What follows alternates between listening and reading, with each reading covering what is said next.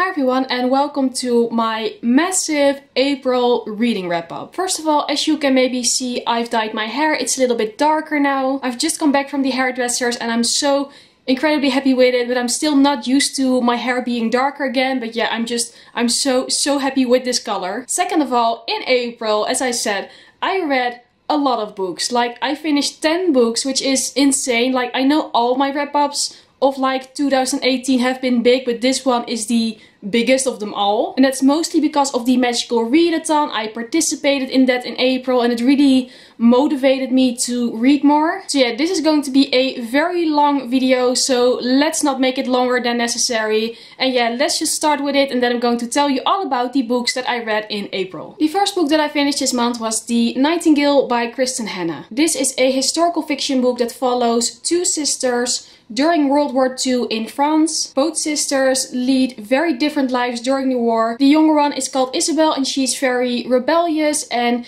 she joins the resistance. And then there's the older one, Vienne, who has a young daughter of her own, so she has to be more careful. But yeah, basically it's about their lives, how they intertwine, but also about how they separate. But yeah, this book, I loved it so incredibly much. This was like such an emotional experience. Like, I finished it in 2 days because I just could not put it down. The writing is amazing, the characters are also absolutely incredible. I love to read about the female perspectives and about what they had to do to survive during the war. This book was so good then it managed to make me cry, and that is something incredibly rare for me. Like, the last book that made me cry was like A Monster Calls, and that was 2 years ago or something. I'm such a robot when it comes to books. Like, I do find things sad or emotional, but it never goes that far that I actually have to cry. But this book got me that far, so that's so amazing. So yeah, this is one of the best books I've read this year so far. I think this is one of the best books I've read in my life, like, period. The Nightingale, it's amazing. I can definitely recommend it, and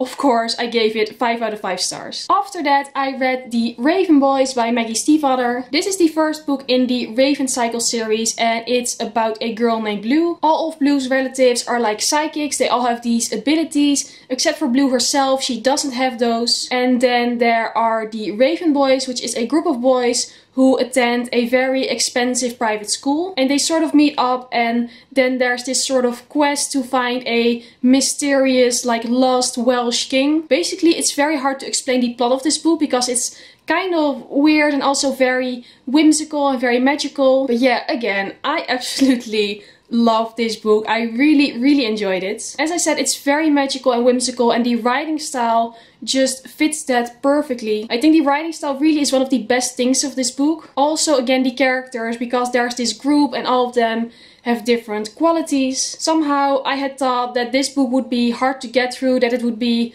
like too whimsical, but that's definitely not the case. It's still very much rooted in our own real world. It only has like sort of magical aspects to it, and that made me really happy because, again, I read this actually very quickly and like I just flew through it. I love this world, I love the like writing style, as I said, I love the characters, and like I'm definitely going to continue with this series because I'm really curious to see what's going to happen next. And again, I gave The Raven Boys also 5 out of 5 stars. And then after that I read The Sea of Monsters and The Titan's Curse books 2 and 3 in the Percy, Jackson and the Olympians series by Rick Riordan. I started with this series last month with the first book and I really enjoyed that one, so I continued with them this month. This is a series about a young boy named Percy Jackson who discovers that all the Greek myths and all the Greek gods are real, and that in fact he himself is a half-blood. His father is a god, so that makes him like a demigod. And then there's this camp half-blood and there are all sorts of quests and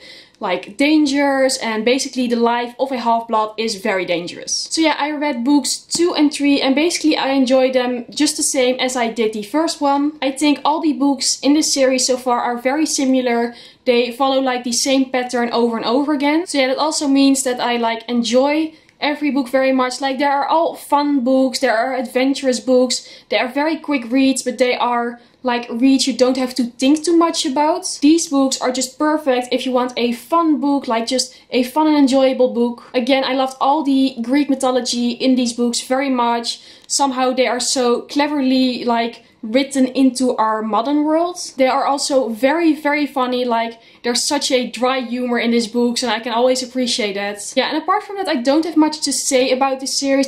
They're fun and I'm definitely going to continue with them, especially now that I'm getting very busy with school. Like, these books are just perfect to take your mind off things, to read something simple. So yeah, I gave both these books 4 out of 5 stars. Then the next book that I read in April was Illuminate by Amy Kaufman and Jay Kristoff. This is a sci-fi book and it follows 2 characters named Katie Grant and Ezra Mason. On the day that they break up, their planet gets destroyed and they get rescued by these spaceships. But it's still dangerous, there's still something coming after them, and also on the rescue ships not everything is as it seems. Basically, this is just a fun, like, epic space adventure. I listened to the audiobook of Illuminate because so many people recommend that audiobook and I can definitely see why, because like, it's really, really good. The audiobook is like narrated by a cast of characters and it has all these different sound effects for like these spaceships and things that are happening, and like it's really more of a play than just a normal audiobook. I also listened to a lot of this audiobook during my latest reading vlog. If you want to like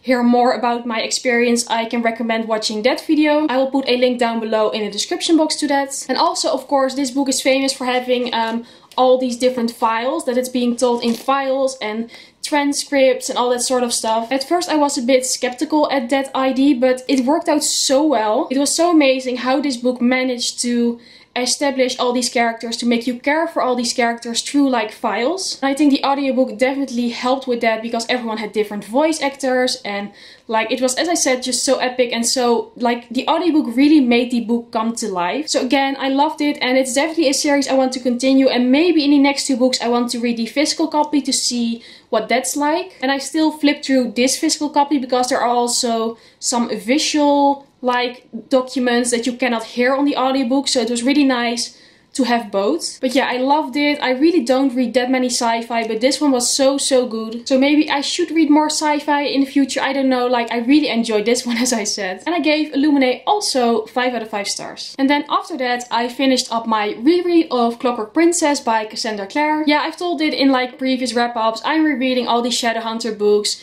in preparation for the release of Queen of Air and Darkness. I'm a little bit behind on my schedule, but this month I finished Clockwork Princess, the last book in the Infernal Devices series. Yeah, I don't have much to say about this one. Like, it was a reread, so of course I enjoyed it because I enjoyed it very much the first time around. It takes place in Victorian London, it's about Shadowhunters, it's about demons and everything. Clockwork Princess is definitely my favorite book out of the 3 Infernal Devices books. And yeah, I just loved it very much, and again I gave this one also 5 out of 5 stars. After that I read Moonrise by Sarah Crossan. I read this book because I went to YALLFest in April and Sarah Crossan was one of the authors that was there at YALLFest. So I wanted to get some of her work and I wanted to read some of her work so I could get my book signed. So I did, I got my book signed and also got like a little signature of her young daughter who was also at YALLFest. Like, it was so cute. But yeah, again, for more about my experience about YALLFest, you can watch that video. Again, I will put a link to the video down in the description box. Moonrise is a book about a boy named Joe and his older brother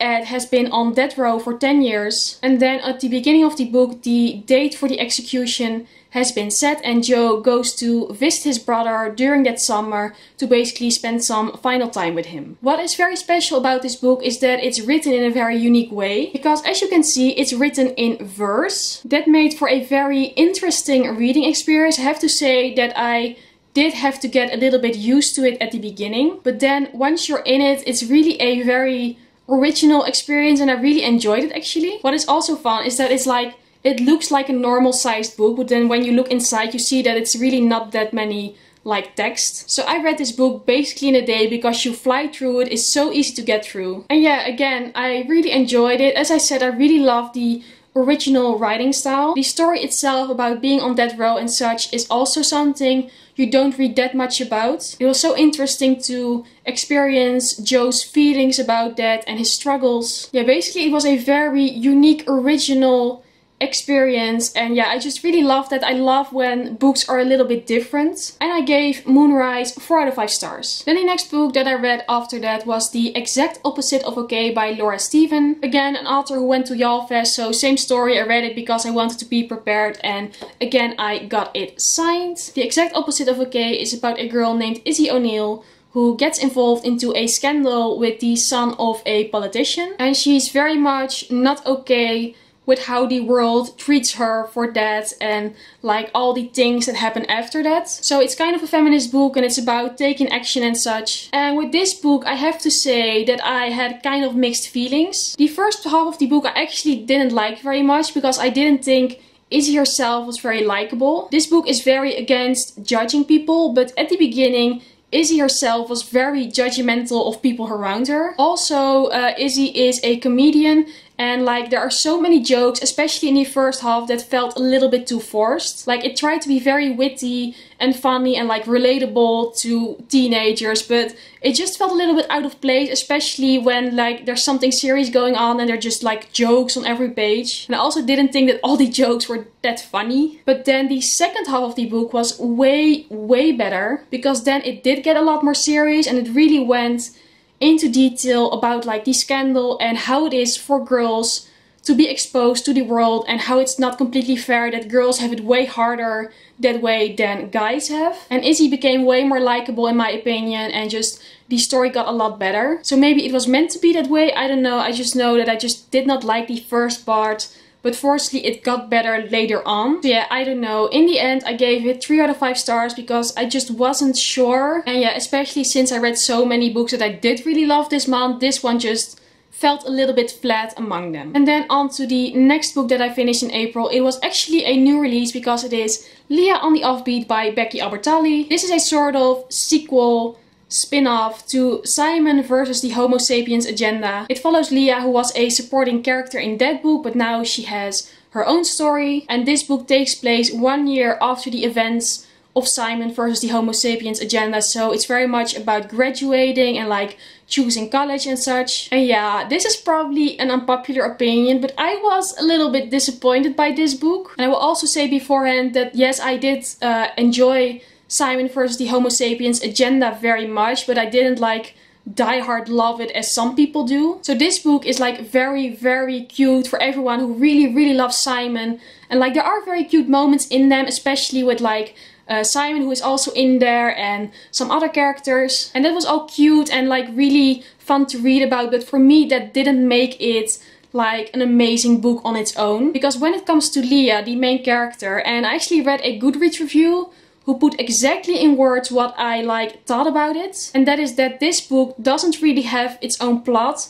or its own character arc. So Leah is bisexual, and she's known that for a very long time, but she hasn't come out to her friends yet. And then of course there's a romance in this book, but that's like all of it. That's basically the plot. And the romance also wasn't like, there wasn't really tension, there wasn't really suspension. Like I knew what was going to happen very early on, and then there were also all these different things that were just going on, but like in the end they weren't really resolved, so they were just there without like having a message or having like closure. I felt like this book ended very abruptly, and I was like, but where's the rest of the story? I feel like we're missing something. And I also saw some reviews on Goodreads that said that it felt a little bit like fan fiction, and yeah, I had the same thing. I just didn't feel like it added much, like if that makes sense. I mean, I didn't hate this book because of course I really love Becky Albertalli's writing style. It's the reason why I loved her first 2 books. The writing style is very engaging and very like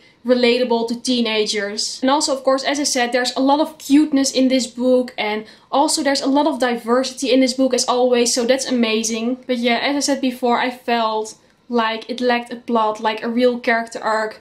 And yeah, that just made it feel a bit mediocre to me. Like, I really think this is the weakest out of Becky Albertalli's books, because her other books do have those things. So overall, I was very much okay with this book. Like, I enjoyed it. It's fun. It's a quick read. And in the end, I gave it 3 out of 5 stars. And then finally, the last book I read in April was 30 Minutes by Sarah Pinsborough. This book is about a girl named Natasha who was found in a river, and she had been dead for 30 minutes. But then she gets like revived again and she wakes up again. And then this book is about her and her former best friend Rebecca trying to find out how she got in that river and like if there's someone who has something against her. This is a YA thriller, and like on the cover it says that it's Mean Girls for the Instagram age, and that is very much true. Like this book has so many Mean Girls vibes. It's very much about like high school and like all the different relationships and like